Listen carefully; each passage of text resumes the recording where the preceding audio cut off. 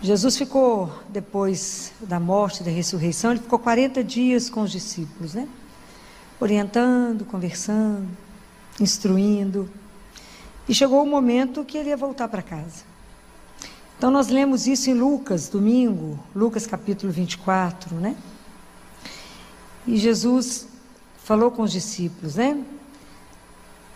Enquanto ele conversava com eles, e falou: são estas as palavras que eu vos falei quando ainda estava convosco. Era preciso que se cumprisse tudo o que está escrito sobre mim na lei de Moisés, nos profetas e nos salmos.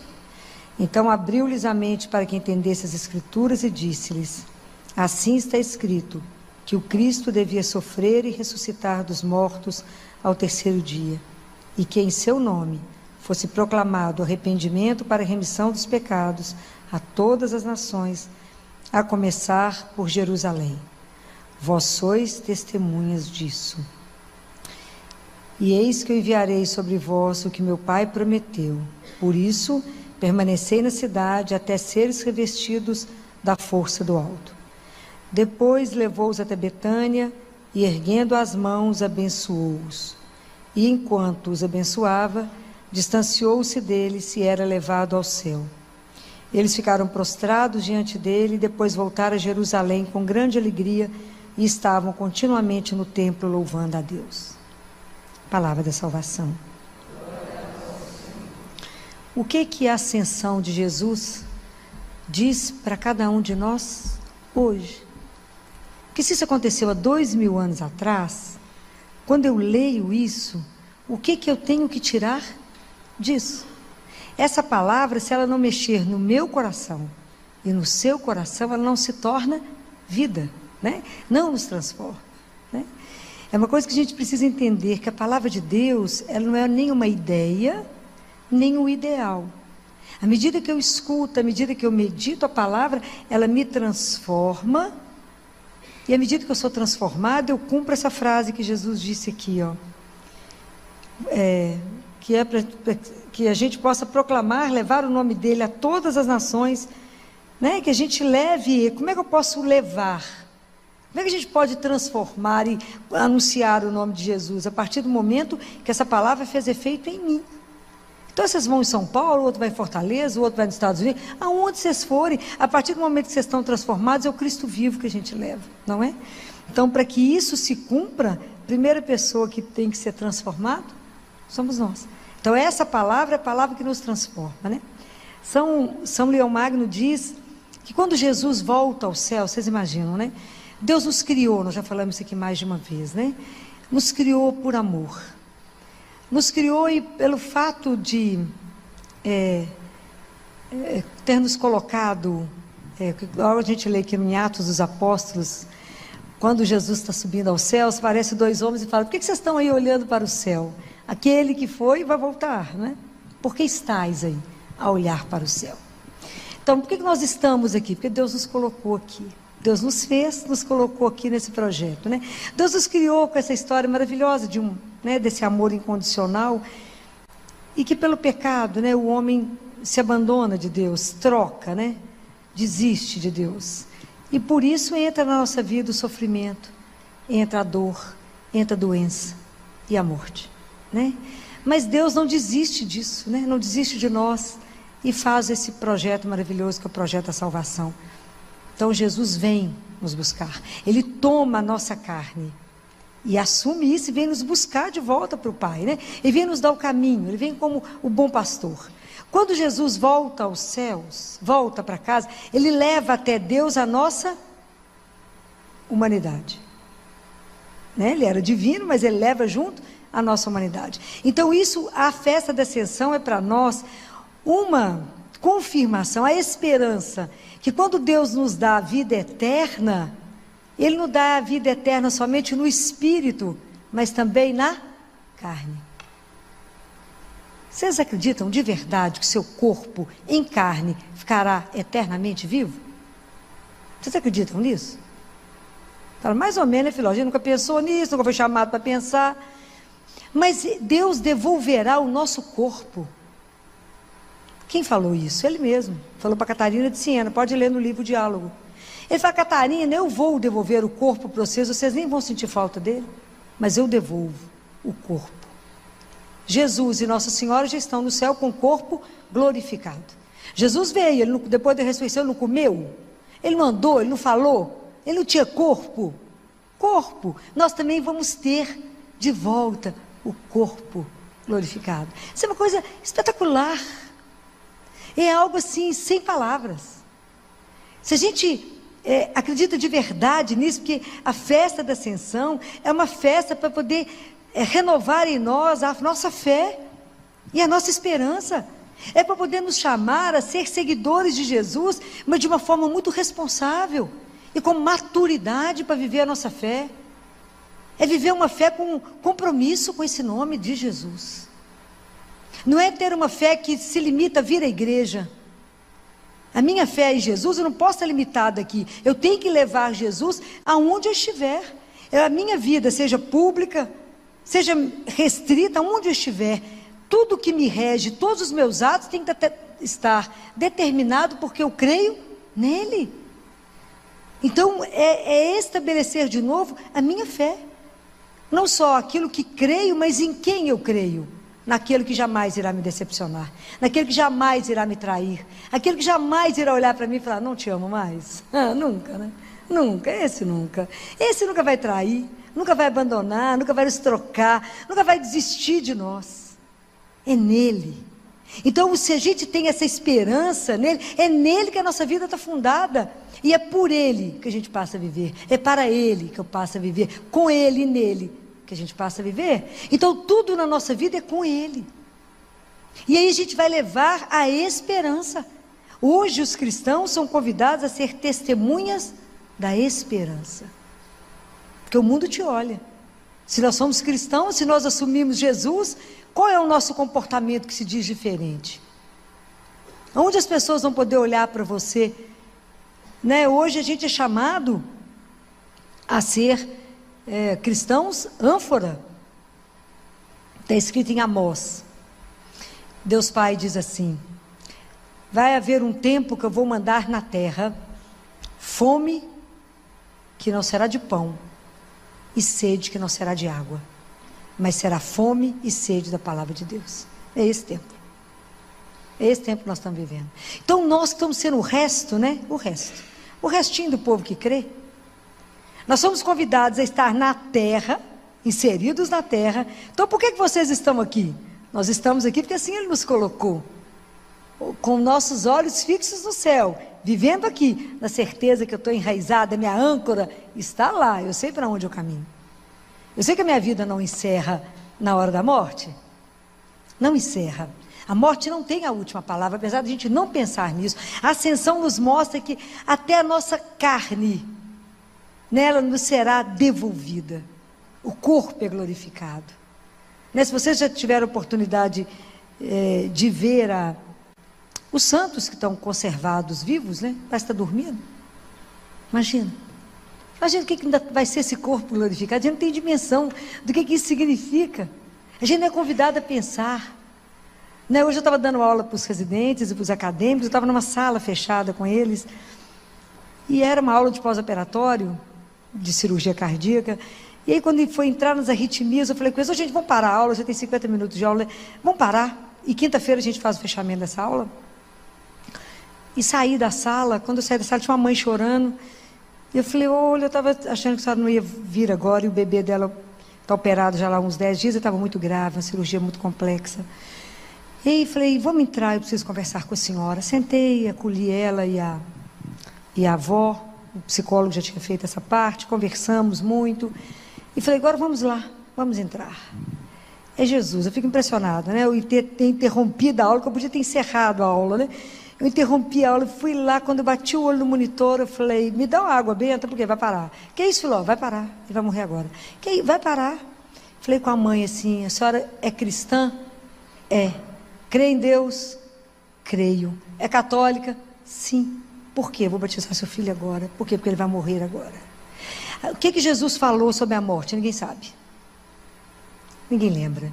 É impressionante. Jesus disse que todo aquele que vive e crê nele jamais morrerá. Então, A senhora agora é mãe de um na terra e outro no céu. Vai ter um anjo para tomar conta. E aí o pessoal ficou me olhando, eu falei, para poder atravessar esse caminho, para voltar para casa, a gente tem que ter uma cruz que nos abre o caminho. E eu vou pôr uma cruz nesse menino para ele poder ir para o céu brincar de roda. E aí foi a conta de eu terminar o batismo. O pessoal, falei, água benta, ninguém achava, falei, água destilada. Qualquer água serve na hora dessa, mas pagão não pode ir, não pode voltar para casa. Né? Eu e ela e a avó batizamos o CTI inteiro. Deixei o povo tão estarrecido lá hoje que eu falei, quinta-feira, viu, moçada? Nós vamos reunir sobre morte.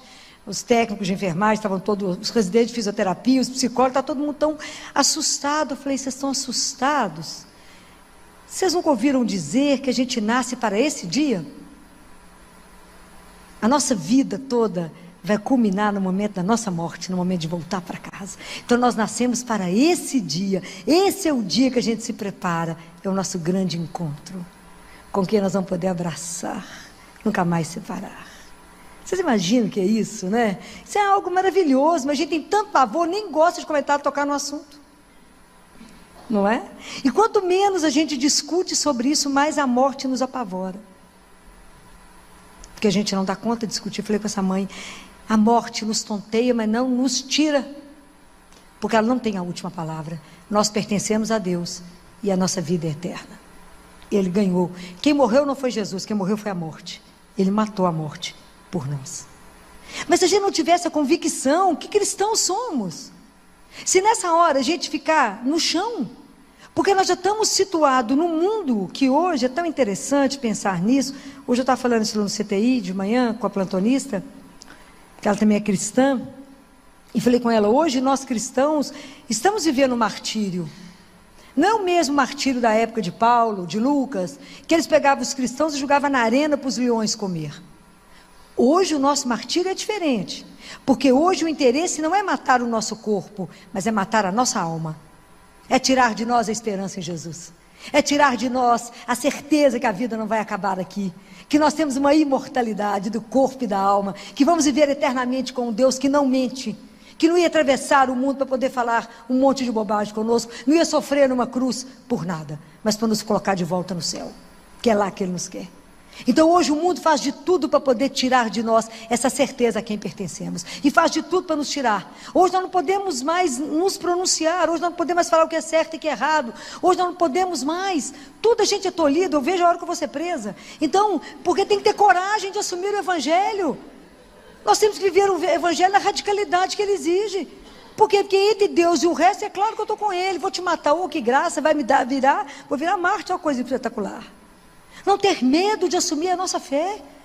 Mas nós estamos ficando acuada, daqui a pouco não pode falar nada. Né? Quando um adolescente estava no consultório, acho que foi semana passada, eu nem sei, estou trabalhando tanto que eu já perdi a noção. E eu falei com ela, eu tenho um diagnóstico para você. A saúde, a Organização Mundial de Saúde já mudou a definição.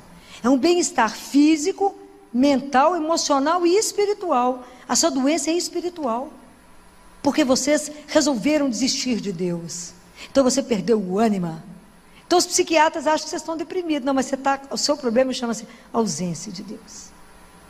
É isso que é essa doença. Não é física, é na alma. Quem sustenta o corpo é a alma. A alma está deprimida, está desnutrida, está desidratada. Se você não nutrir, não hidratar, murcha. Menina de 14, 15 anos murcha. Por quê? Porque não tem o ânimo do Senhor. E nós temos que ter essa coragem. Ela falou, eu estou conversando com as amigas da minha mãe sobre budismo. Eu falei, querido, eu respeito profundamente, apesar de não concordar com nada disso. Porque Buda é um homem, eu estou falando de Deus. Deus é Deus, não tem ninguém acima dele. E tudo tem que ter Ele à nossa frente. Primeiro Ele, depois o resto. Nós temos que tomar essa consciência. Não temos que ter medo de anunciar que cremos.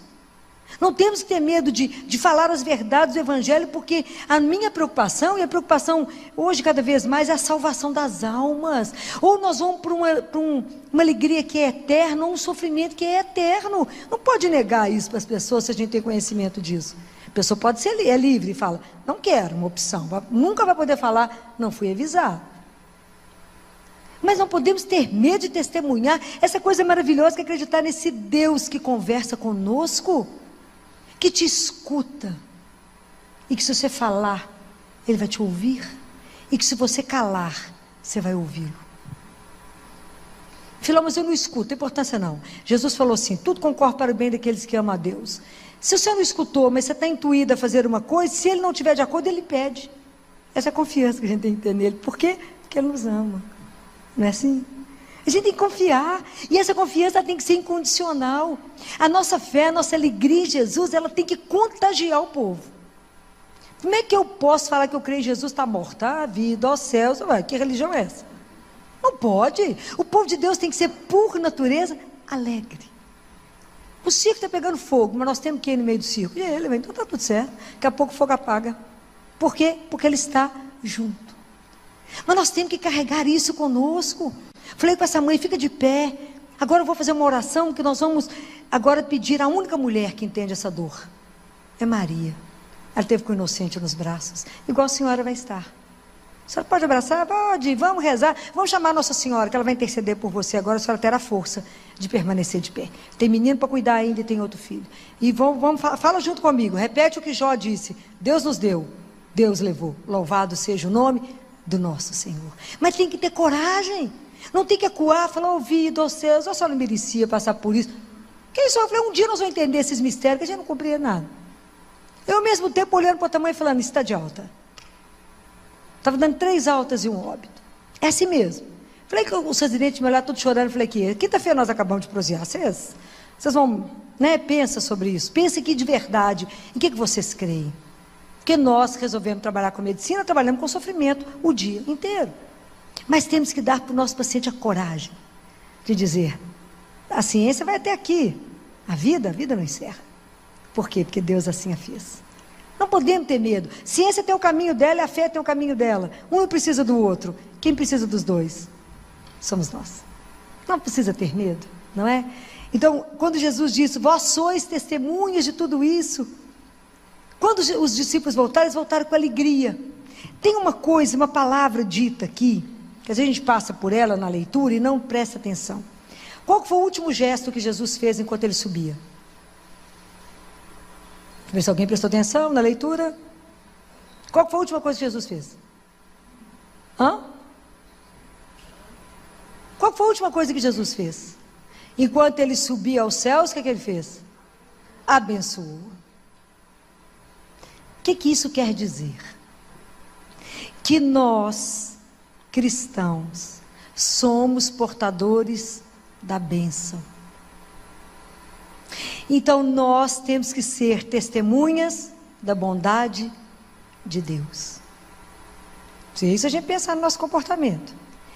Os discípulos, essa bênção de Jesus, curou, levantou tanta gente, ressuscitou, não foi assim? Foi. Os discípulos foram abençoados para continuar o trabalho.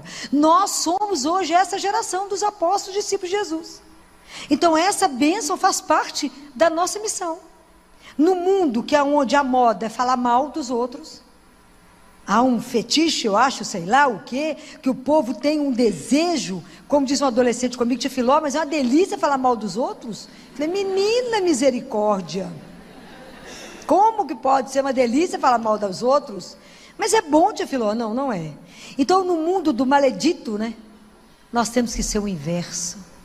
O cristão, ele tem que fazer a bênção. Ele tem que abençoar, ele tem que falar. A bênção quer dizer, a palavra quer dizer bem dizer. Eu tenho que abençoar. Eu tenho que falar bem do outro. Eu tenho que falar bem de uma situação. Nós não temos que caminhar no pessimismo, não. Nem falar do outro, não.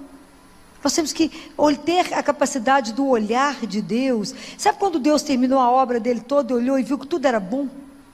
Nós temos que ser capazes de buscar de volta esse olhar, para olhar para aquele que ninguém acha que vale nada, né? Abandonado, largado, e ver o bom que está ali. Nós temos que mudar. Gente, prestem atenção, como diz São Tomás de Aquino, a cada um de nós é dado um tempo. Não podemos desperdiçá-lo, porque lá diante dele, esse tempo irá nos cobrar. O que nós fizemos com esse tempo?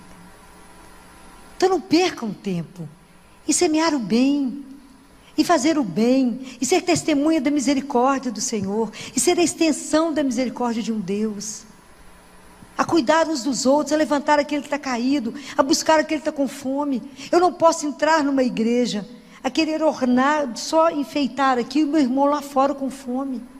Eu não posso, porque o mesmo Cristo está lá. Ele está aqui, ele está lá, passando fome, tudo isso. Nós somos irmãos, gente. Então o cristão, hoje, com a ascensão, nós somos testemunhas. Hoje nós estamos inseridos no mundo do fake news, da mentira, da confusão, de falar mal do outro, destruir o outro. Agora daqui a pouco tem campanha política, um quer matar o outro, né? E é só falar mal, levantar o passado, é aquela confusão que vocês estão acostumados. Nós somos cristãos, nós temos que agir diferente. As pessoas têm que olhar para nós e nós temos que ser a transparência do Cristo. Nós temos que falar para as pessoas que Jesus é de verdade. Ele não é ilusão, ele é real. Real. E é tão interessante essa questão de dar a bênção, né? Quando a gente pede isso para Deus, quando a gente imagina, acho que foi domingo, eu estava com meu marido, a gente foi à padaria, eu disse sozinha no carro, e eu falei com ele, que eu vivi com meus irmãos de rua, o que eu faço com Jesus, né? Igualzinho. E quando eu os encontro, eu vou lá. E vou lá saber o que eles estão precisando. E não o que eu acho que eles estão precisando, não é? Aí eu cheguei perto de um e falei, o que você precisa hoje? Aí enquanto ele falava, um outro chegou e falou comigo assim, ô dona, a senhora pode me abençoar também? Aí eu olhei para ele e falei assim, claro que posso, o que você precisa? Ele falou, uai, mas agora eu não sei o que eu peço, perdi o rumo. Eu falei, Jesus, eu comecei a rir, falei, eu vou te ajudar a decidir o que você precisa, vou te orientar para saber quantos meninos você tem, se tem mulher em casa, né, para a gente resolver isso. Aí eu falei, cheguei no carro rindo, falei com meu marido que aquele irmão fez igualzinho eu faço com Jesus. Quando eu falo, Jesus me ajuda, ele fala, pois não, o que você quer? Eu falo, perdi o rumo, não precisa de nada, não, nada. Quem falou que estava precisando de alguma coisa, gente, só do seu olhinho já está tudo bom, está tudo certo. É assim, né? Esse poder, talvez, que a bênção traz, né? De poder dizer ao outro, sem armas, né? Sem limite, falar, claro que posso te ajudar. Às vezes a pessoa está tão esperando nada, né? Estão esperando não, estão esperando ninguém nem deixar sentar, nem chegar perto porque tem medo. Quando alguém chega e traz, porque é aquilo que ele faz conosco, né? Quando a gente se vê tão miserável, quando eu vejo, né, em cada procissão da Eucaristia, que eu falo, Jesus, eu sou tão leprosa para estar numa fila dessa, e o Senhor me aceita, o Senhor me acolhe, o Senhor vem me nutrir, o Senhor vem me dar força para dar conta de correr quanto a gente corre, o Senhor vem, né, como diz o povo hoje na CTI, Jesus, não estou soprando no seu ouvido, que você vai parar aqui dentro de repente, né? Deve ter me tirado lá da aula, né? Que a gente é levado, como Nossa Senhora hoje, né, foi levado para visitar Isabel sob a força do Espírito. Então que a gente é sendo levado para quê? Para ser a força dele, a mão dele, o abraço dele. Essa é a nossa missão com a ascensão. O que eu tenho com a ascensão de Jesus? A certeza que a minha vida não vai acabar no nada. A certeza que quando eu fechar os olhos, eu já falava isso lá no CTI, vocês não ficam me reanimando não, porque eu não quero ser reanimado, está escutando? Deixa eu ir embora em paz. Que é isso, vocês não ficam fazendo massagem cardíaca, eu não quero massagem, não, deixa eu ir embora. E aí, porque tem hora que eu tenho que quebrar lá com isso, que eles ficam muito tenso, né? Quando a gente ter a coragem de saber que naquele momento, pensa bem, naquele momento que eu fechar os olhos aqui, eu vou abrir para ver aquele que por causa dele estamos aqui. Isso é espetacular. Poder vê-lo de verdade, o véu vai cair, eu vou poder vê-lo face a face. Porque a liturgia hoje, quando a gente vem aqui celebrar a missa, é o caminho que por causa de Jesus nós chegamos a Deus. Mas um dia, essa liturgia aqui, nós vamos celebrar lá, mas sem véu, vou vê-lo face a face. Isso é uma coisa louca pensar nisso. Que cada dia a gente caminha para poder estar junto com Ele. Que não terá fim, não tem sofrimento, não tem dor. E essa esperança o mundo precisa. Quando você vê o povo desanimado, desorientado, sem razão para estar de pé, sem sentido na vida, somos nós que vamos colocar no outro coragem. O que está difícil? Nós temos um Deus, temos um Pai. Ajoelha, fala com Ele, a sua vida vai mudar. Por quê? Porque Ele é seu Pai. Por que Ele não entrou antes? Você não convidou. Você achou que dava conta sozinho. Se você falar, Pai, me ajuda, Ele vai falar com prazer. E o que Ele pode? Simplesmente tudo. A gente fica até mal acostumado, né? Porque é assim mesmo, pode falar com Ele, pode derreter nos braços dEle, pode chorar com Ele. Né? Então, por que a gente anda entristecido? Por que a gente anda abatido? Por que vocês estão olhando para o céu? Esse Jesus voltará. Mas eu lembro, eu tenho que lembrar a minha realidade. Então, quando a coisa está muito difícil, lembra disso. Lembra desse Deus que acalma as tempestades. Lembra desse Deus que fala, não tenhais medo. Por quê? Porque eu estou convosco. Senhor, a situação é dura. A importância não, eu mudo ela. Mas está difícil, eu passo com você. E está escrito, se eu tiver que passar pelo fogo, não queimarás. Se tiver que passar pela água, você não afoga, eu estou contigo. É essa confiança num Deus que é vivo, porque Jesus não é ilusão. Eu falo isso com vocês, ele não é ilusão. A gente falta pegar, né? Palpar. Tem hora que a gente quase faz assim nele, né? Quase pega. De tanto que ele se faz presente. De tanto que ele é próximo de cada um de nós. Por quê? Por amor. Então pensem nisso, assim. O que essa festa diz a mim? Que eu viverei eternamente com ele. A minha carne voltará. O sangue voltará a circular. Eu vou voltar à carne um dia que eu sou imortal. Por quê? Porque ele fez isso por nós na cruz. Isso é maravilhoso, isso é de chorar. De pensar nesse Deus que é puro amor. Mas que por causa disso eu tenho esse compromisso. Vós sereis testemunhas de tudo isso. Nós somos as testemunhas da esperança que o mundo precisa. Nós temos que levar a alegria, a bondade de Deus, o olhar desse Deus, colocar o irmão de pé, dizer ao outro, coragem, vamos junto, não dou conta de andar, te carrego. Por quê? Quem carrega a gente é Deus. A gente vai carregando uns aos outros. É assim. Então não tenhais medo. Por quê? Porque Ele que caminha conosco. Presta atenção na estrutura do Pai Nosso. Quando a gente reza o Pai Nosso, a primeira palavra que a gente fala é Pai. E a última palavra que a gente fala é? Vamos rezar para lembrar? Pai Nosso, santificado, venha a nós, vosso reino, seja feita a vossa vontade, assim na terra como no céu. O pão nosso de cada dia nos dai hoje. Perdoai-nos as nossas ofensas, assim como nós perdoamos a quem nos tem ofendido. E não nos deixeis cair em tentação, mas livrai-nos do mal. Do mal. Então, se o mal está no final e o Pai no início, o mal é o antipai.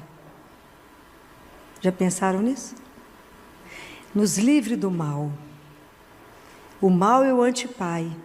Eu chamo Pai, Pai Nosso.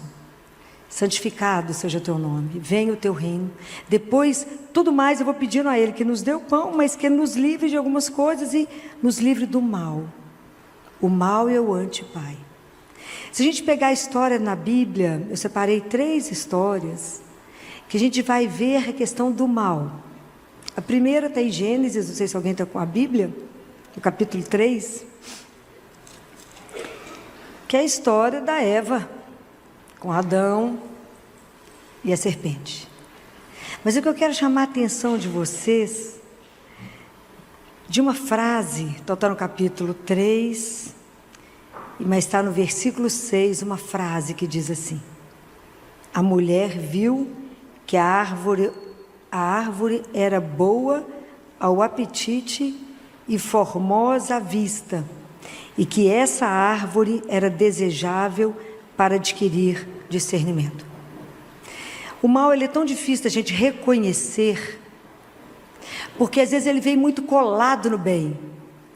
São Tomás de Aquino diz que o mal só chega perto de nós porque ele se reveste do bem, senão ele não conseguiria chegar. Porque às vezes é muito difícil discernir o mal do bem. A voz dos dois às vezes é tão sutil no nosso ouvido que você fica na dúvida do que é mal, o que é bem. Então você imagina, o mal que a Eva fez nesse momento foi a partir do olhar dela. Olha como é que a Bíblia diz. Ela olhou e viu que a árvore era boa. O que tinha de ruim naquela árvore? Nada.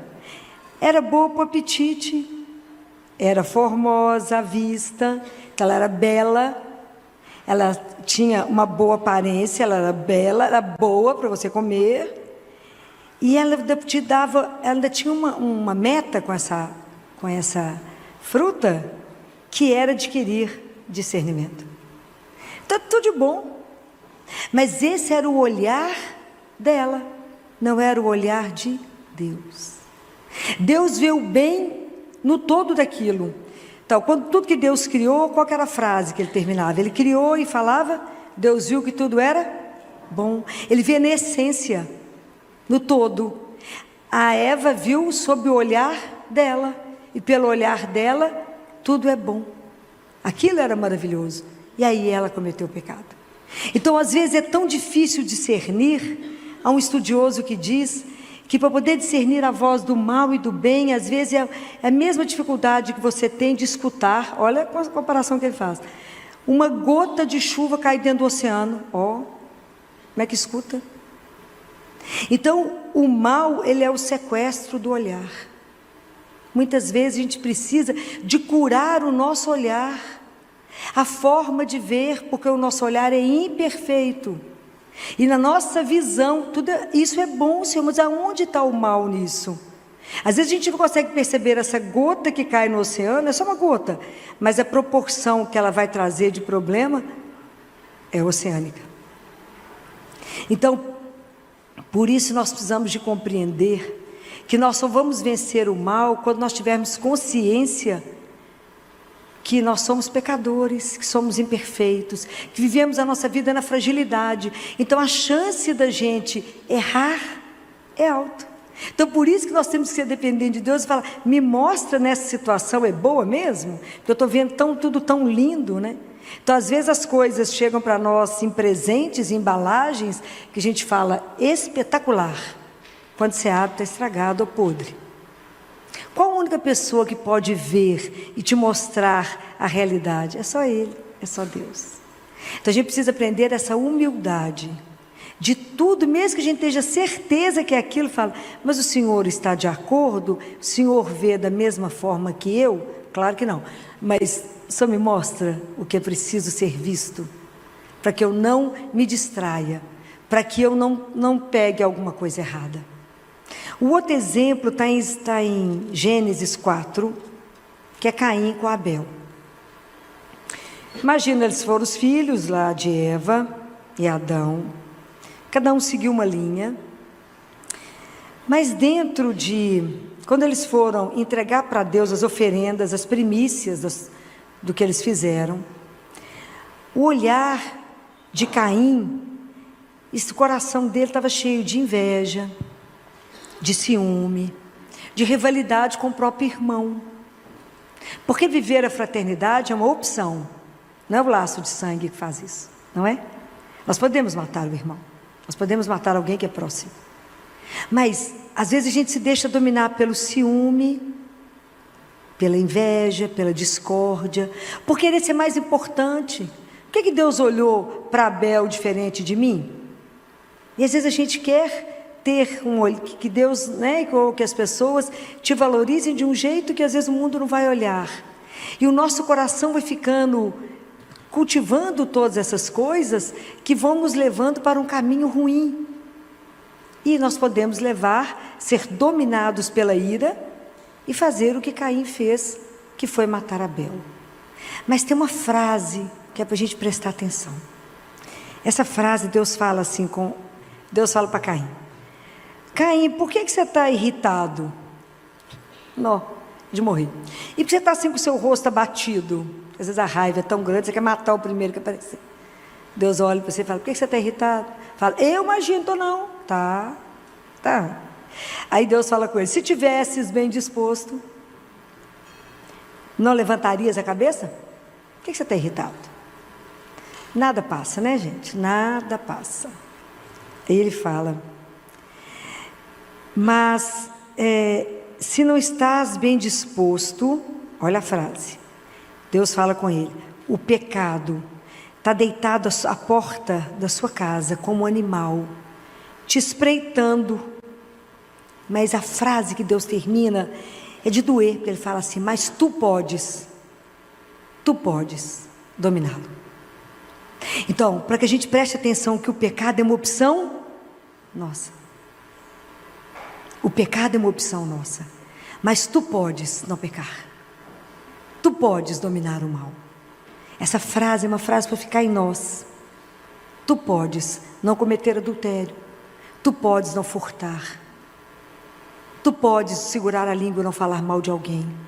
Tu podes não condenar. Tu podes. Porque enquanto você está irritado de cabeça baixa, o pecado está parado na porta da sua casa. E ele tem uma queda por você. Deus fala, deu uma queda pelo seu lado. Tu podes dominar o mal. Diante de ti está a água e o fogo. Estende a mão para onde você quiser. Jesus viveu, sabe girassol, que vive só procurando o sol? Jesus viveu em função do Pai. Quando a gente falou aqui que o mal, quando a gente fala o mal, ele é o anti-Pai, a nossa luta toda na vida é contra o mal na nossa vida, que é o pecado. É a luta toda. E a gente só vence quando a gente entende que a gente é frágil mesmo, pecador, e que a gente não dá conta. E o terceiro exemplo que eu tirei para vocês, também está em Gênesis 50, que é a história de José do Egito, que o pai dele era alucinado por ele, né? Jacó era alucinado por aquele filho. Aí o ciúme tomou conta dos irmãos, falou, nós vamos matar ele.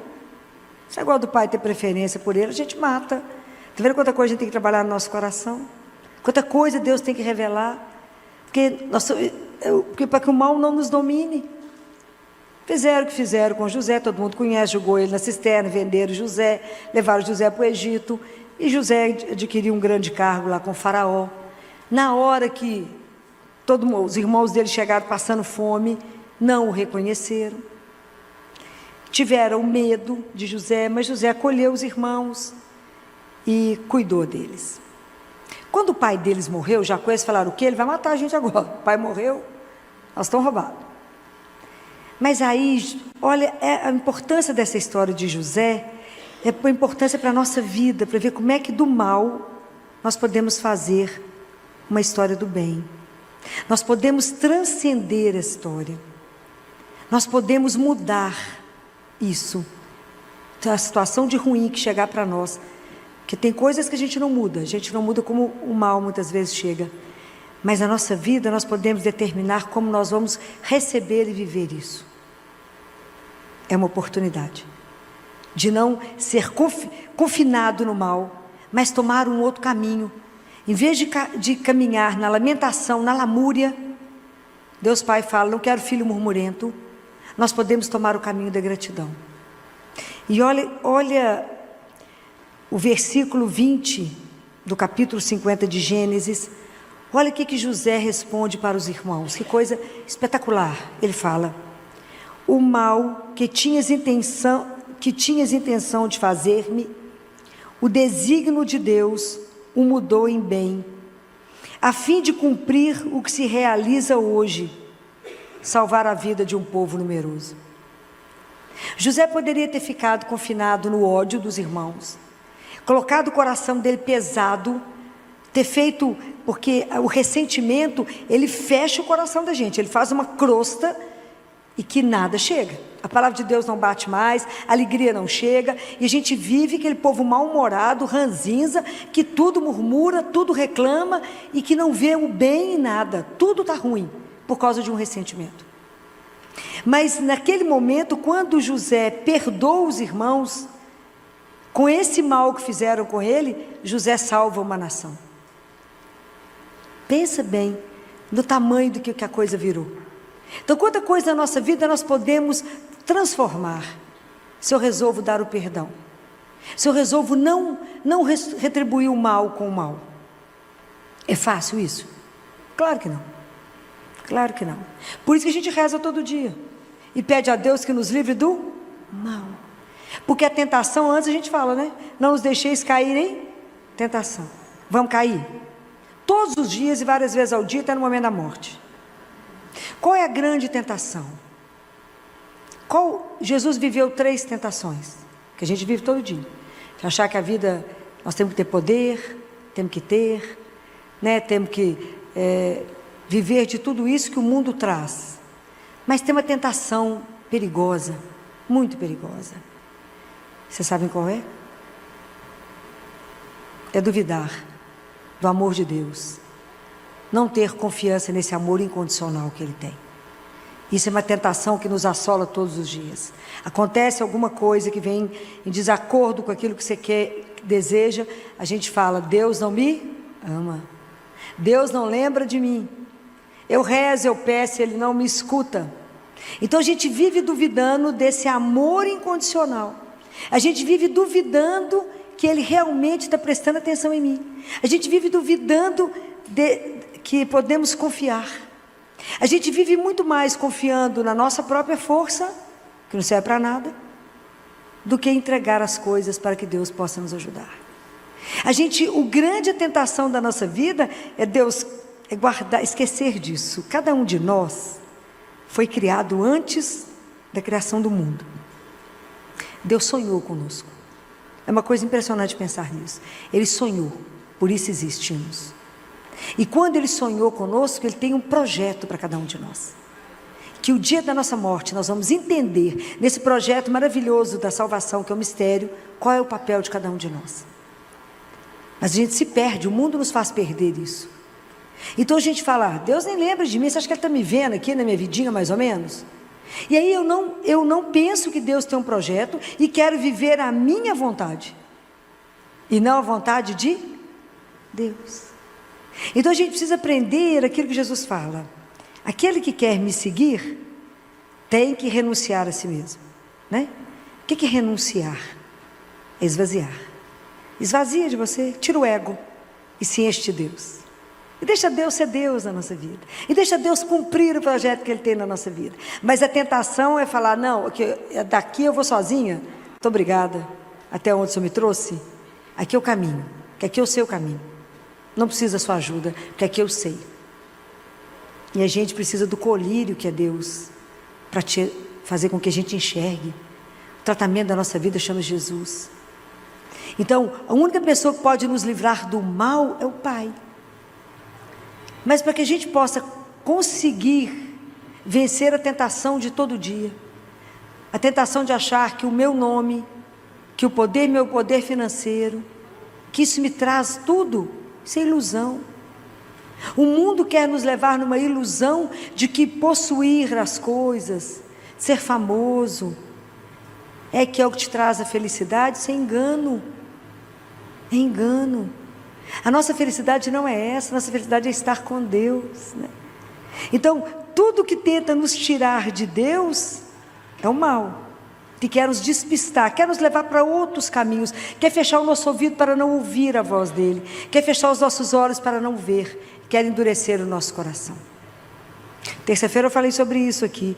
Você sabe o que é coração contrito? A gente vem para a missa e a gente precisava de ter um coração contrito, não é? O que é coração contrito?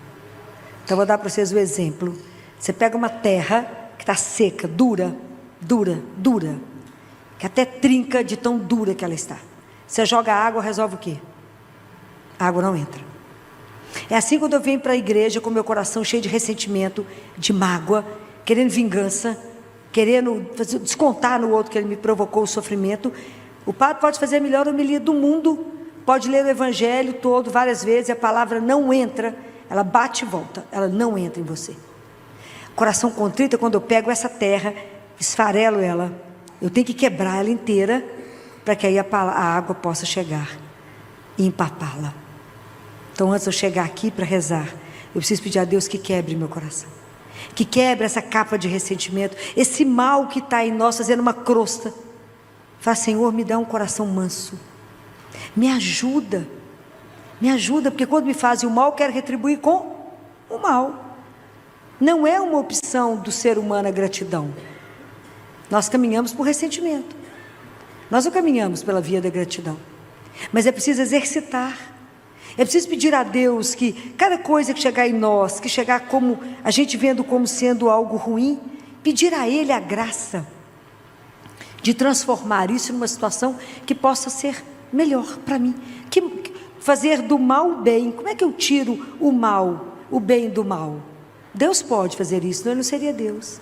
De toda situação ruim, Deus pode extrair o bom, senão Ele não seria Deus. Então eu preciso pedir a Ele que nos mostre quando é que eu corro o risco de pecar. Em que momento eu estou correndo o risco de cair em tentação?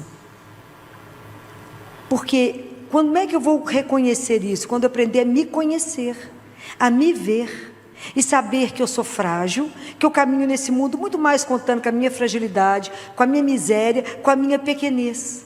Quando eu reconheço que eu sou pecador, que eu não dou conta de nada e que eu preciso de perseverar, de permanecer em oração, permanecer com a Eucaristia, com a palavra, eu não vou sobreviver. Se eu não entender que a minha vida é feita do encontro da graça com a liberdade, eu não caminho. Porque eu preciso da graça de Deus para dar conta de caminhar e não pecar. E mesmo assim a gente peca 7 vezes no dia, segundo a palavra. Então é uma luta. A luta contra o mal é a luta de todo dia da nossa vida. O dia inteiro nós lutamos contra o mal, contra tudo aquilo que quer te seduzir, te tirar do Pai. Então, mas a tentação é uma coisa muito interessante na nossa vida, porque ela nos firma no Pai. A tentação, eu acho que ela é importante na nossa vida, porque ela me faz fazer opção pelo Pai o dia inteiro. Ah, faz isso só hoje. O que que tem, né, amor? Nós estamos no mundo, o que que tem? O que que tem? Só uma vez. O que que tem só hoje? O que que tem roubar isso? Ninguém está vendo. O que que tem? Um vê. Mas se eu faço a opção, eu não farei isso por causa dele, porque eu o amo. Ele é o Senhor da minha vida. Cada vez que eu faço opção pelo Pai, eu me centro em Deus e fortaleço a minha fé. Então por isso que a tentação, ela tem esse lado interessante. Deixar de ser tentado não tem jeito, nós somos humanos, nós estamos no mundo. Enquanto a gente está aqui nesse mundo, tudo vai nos seduzir. Mas quando a gente conseguir vencer isso, nós fortalecemos a nossa fé. Mas é isso que eu quero dizer para vocês. A tentação, ela vai nos fortalecer. Mas a gente tem que estar atento. Todos os dias a gente reza isso. Me livra do mal. Me dá a graça necessária para reconhecer o risco que eu tenho de cair em pecado e não pecar. Isso é uma graça. Mas que a gente tem que estar atenta. Se a gente não estiver vigilante, por isso que orar e vigiar.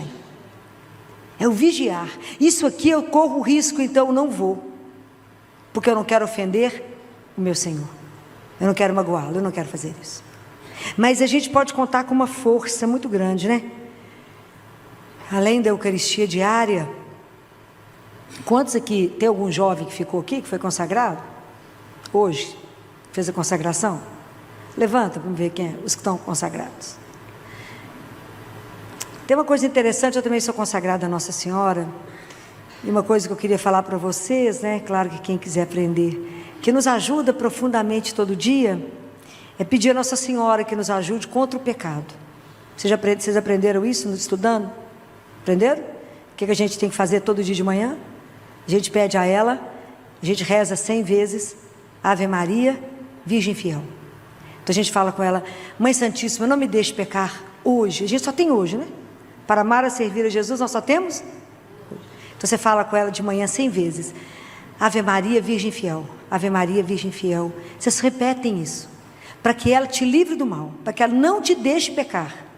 Aí de noite, como a gente pecou, a gente fala, Ave Maria, Mãe de Misericórdia, peça perdão de Jesus por mim, Ave Maria, Mãe de Misericórdia. Mas isso é um exercício diário. Não tem jeito de fazer isso de vez em quando. Vocês têm que fazer isso todos os dias. É igual comer, igual tomar banho, igual levantar. É todo dia nós temos que repetir isso. A outra coisa que eu queria sugerir para vocês, porque a gente faz a consagração, é tanta emoção, e eu fiquei tão emocionada de ver vocês ali se consagrando, que eu lembrei da frase que Jesus disse, que o mal não irá vencer o mundo.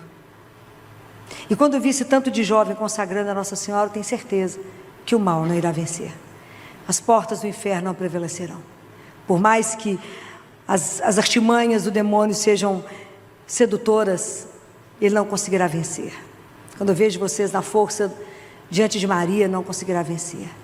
É outra coisa que eu quero sugerir a vocês, que nos ajuda profundamente nessa luta diária.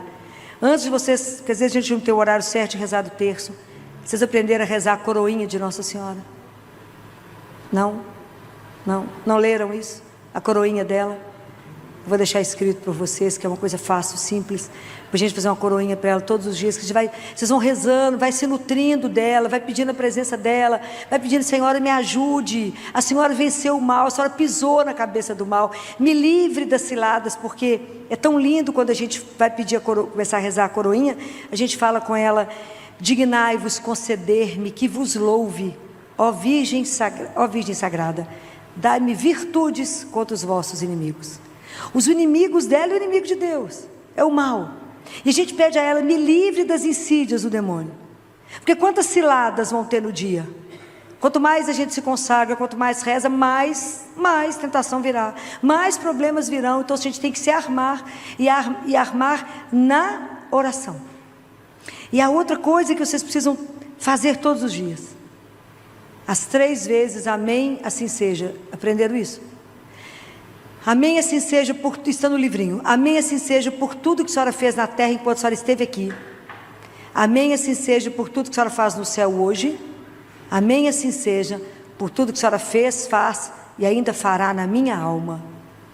Para que ela possa trabalhar a nossa alma, para que a gente possa se santificar. Então é um trabalho maravilhoso. Depois eu passo isso para vocês, que é lindo, é simples de rezar, é fácil de rezar, mas se vocês pegarem o hábito, porque é tanta coisa que depois a gente pode ir esquecendo no dia a dia, não é? Mas essas coisas dá para vocês fazer dirigindo, dá para vocês fazer dentro do ônibus, dá para fazer antes de começar uma aula, dá tempo de fazer. Eu falo que se dá tempo para me fazer, dá tempo para todo mundo fazer. Então é possível fazer isso, é possível rezar essas coisas que nos ajudam, né, a pedir a Nossa Senhora, que a coroinha a gente termina falando: sob a vossa proteção nos acolhemos, Santa Mãe de Deus. Não desprezeis as nossas súplicas em nossas necessidades, mas livrai-nos sempre de todos os perigos, ó Virgem gloriosa e bendita. Porque nós estamos sob o olhar, o mal está sempre, como diz São Pedro, o mal está sempre nos rondando, esperando a hora de pegar a nossa jugular. Fica doido para pegar o nosso pescoço. Quem nos protege é Maria. Ela nos guarda, a gente esconde debaixo do manto dela e pede a ela: nos livre do mal. A senhora pisou na cabeça do mal. Então lembre que o mal é o antipai. Então nós precisamos sempre pedir a Deus a graça, como Jesus, de viver em função dele, de fazer a opção por ele o dia todo na nossa vida. E isso é um trabalho mesmo, é um trabalho. Nós temos que estar atentos para não pecar, para não ofender a Deus, para que a gente não se distraia e achar que isso não é pecado, que isso não ofende e que isso nos distancie de Deus. Que Nossa Senhora proteja vocês esse desejo de caminhar com ela, porque ter a graça de começar tão jovem, sob a proteção de Maria, é uma vida de sucesso, certamente. Mas é o sucesso aos olhos de Deus, não aos olhos do mundo, porque a santidade não é um caminho de glória, é um caminho de chão batido. Ninguém vê. A gente tem que ser santo aos olhos de Deus. É isso que nos interessa, não é? Quem tem que ver a nossa vida é somente Deus, né? Mas que Ele dê a vocês essa graça, né? Sim, que vocês procurem diariamente por isso. Lembrem disso, que nós podemos dominar o mal, nós podemos não pecar. Deus Pai disse isso a Caim: tu podes vencer o mal, tu podes não pecar. Mas isso depende de um querer. A nossa vida é um encontro da graça com a liberdade. Peça e Deus concederá. Senhor, eu não quero pecar, me conceda a graça, e Ele dará. Mas é um caminho trilhado dia por dia. Nunca confie em vocês mesmos, mas somente na graça de Deus, que pode habitar em nós, se a gente assim desejar. Então que hoje, quando a gente vai começar a quaresma de São Miguel, vamos pedir a Deus que nos dê consciência e revele para cada um de nós aquilo que no nosso coração, na nossa vida, está fazendo com que a gente mais peque. Aonde nós estamos saindo do caminho? Aonde que nós estamos ofendendo mais a Deus, nosso Senhor? Aonde nós estamos fazendo muito mais opção pelo mal do que por Deus, que é nosso Senhor? Senhor, assim como o Senhor falou para Caim: tu podes não pecar, nos dê a graça de tomar essa consciência que o mal está à nossa espreita, dormir na porta da nossa casa, mas que o Senhor nos conceda a graça de vencer. A cada dia, a cada minuto, a gente faça opção por aquele que nos criou, que é o nosso Deus e Senhor. Que assim seja. Amém.